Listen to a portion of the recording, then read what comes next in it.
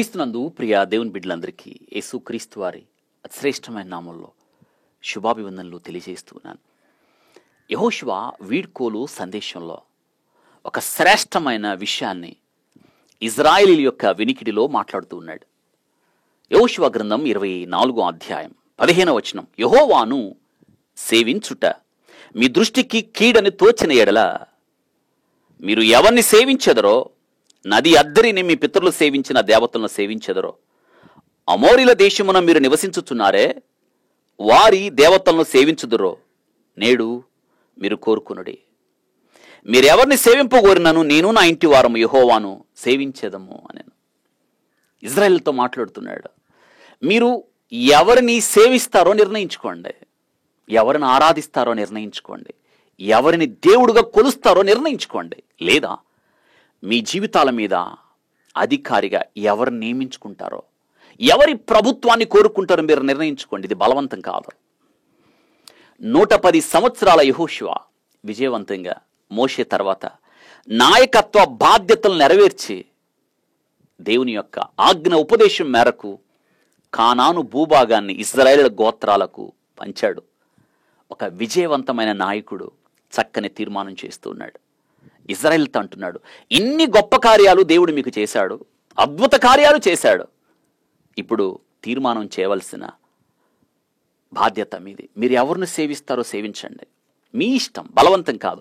మీరు ఎవరిని సేవించినా కానీ నేను నా ఇంటి వారం యెహోవాను సేవిస్తాం. ఇది యెహోషువ తీర్మానం. మరి నీ తీర్మానం ఏమిటి ఆలోచించండి. ఎన్నో మేలులు, ఎన్నో ఉపకారాలు మనం దేవుని యొద్ద నుండి పొందాం కదా. కీడుల నుండి తప్పించబడ్డాం. అన్నిటికన్నా ముఖ్యంగా పాప శాపముల నుండి మనం విమోచించబడ్డాం. ఆయన రక్తము ద్వారా మనం కడగబడ్డాం, పరిశుద్ధాత్మ ద్వారా ముద్రించబడ్డాం, దేవుని పిల్లలుగా ఉన్నాం. మన పేర్లు జీవ గ్రంథంలో రాయబడ్డాయి.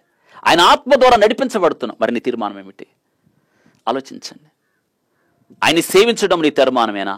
ఆయన కొరకు బ్రతకడం తీర్మానమేమా? ఆయన కాడి మోయడం నీ తీర్మానమేనా? అవసరమైతే ప్రాణం అర్పించడం నీ తీర్మానమేనా?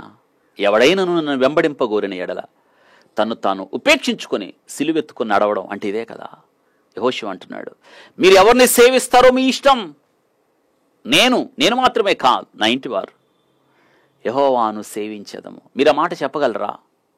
మీరు మాత్రమే కాదు, మీ ఇంటోళ్ళు కూడా దేవుని సేవించే కుటుంబంగా ఉన్నదా? అయ్యలారా, రక్షణ పొందడానికి నేనేం చేయాలి అని జైలు అధికారి పౌలు గారిని అడిగినప్పుడు పౌలు గారు అంటున్నాడు, యేసునందు విశ్వాసముంచు, అప్పుడు నీవును నీ ఇంటివారు మీరు ఒక్కళ్ళే కాదు, మీ ఇంటివారు కూడా. మీ ఇంటివారు ఎక్కడా?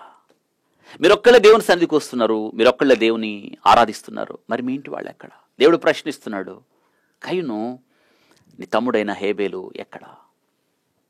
ఇంటివారు కూడా కావాలి దేవునికి. మీరొక్కళ్ళే సేవిస్తే కుదరదో, మీ ఇంటి వాళ్ళు కావాలి. అవును కదా. ఓడలోనికి నోవా కుటుంబం అంతా, యోబు కుటుంబం, మన కుటుంబాలు అలా ఉండద్దా? దేవుని సేవించే కుటుంబాలుగా ఉండద్దా? రాహాబు వేగుల వారితో అంటుంది, నేను మీ ఎడల దయ చూపించాను, మీరు నా తండ్రి ఎడల, నా కుటుంబం ఎడల, నా తల్లిదండ్రులు, నా అన్నదమ్ములు, నా అక్క చెల్లెల ఎడల తన కుటుంబాన్ని గురించి శ్రద్ధ తీసుకుంటుంది. మరి మీ కుటుంబం ఎక్కడా?